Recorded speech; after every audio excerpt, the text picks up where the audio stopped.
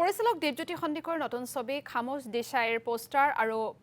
প্ৰমোশনেল ভিডিঅ'ৰ শুভমুক্তি অনুষ্ঠান সৃষ্টি মিডিয়াৰ সহযোগত জ্যোতি ফিল্মছৰ নিবেদিত ছবিখনৰ কাহিনী চিত্ৰনাট্য আৰু প্ৰযোজনা দেৱজ্যোতি সন্দিকৈৰ ছবিখনৰ মুখ্য চৰিত্ৰত অভিনয় কৰিছে অভিনেত্ৰী পলক বাঘৰ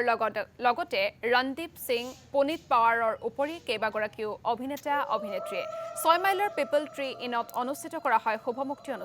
অনুষ্ঠানটোত উপস্থিত ভূপেন হাজৰিকা ন্যাসৰ সম্পাদিকা মঞ্জুলা হাজৰিকা আৰু পৰিচালক ঝুলন কৃষ্ণ মহন্তকে ধৰি বহু গণ্যমান্য ব্যক্তি চলিত মাহৰ শেষৰ ফালে মুক্তি পাবলগীয়া ছবিখনত দৰ্শকে লাভ কৰিব এক বাস্তৱধৰ্মী কাহিনী মোৰ আহিব লগা ছবি খামোশ দেশাই আজি পোষ্টাৰ টিজাৰ আৰু প্ৰমোশনেল ভিডিঅ'টো ৰিলিজ কৰিবলৈ গৈ আছোঁ ছবিখন এই মাহৰ শেষৰ ফালে মুক্তি দিয়া হ'ব তাৰ কাৰণে আপোনাৰ বিভিন্ন OTT প্লেটফৰ্মৰ লগত কথা পাতি থকা হৈছে একচুৱেলি OTTৰ কাৰণে বনোৱা হৈছিলে ছবিখন আৰু আমি চাওঁ ফেষ্টিভেলতো যদি আমি পাৰোঁ হেৰি কৰিম তো সেইটোৱে ৰাইজে মৰম দিব বুলি আশা কৰিছোঁ সঁহাৰি দিব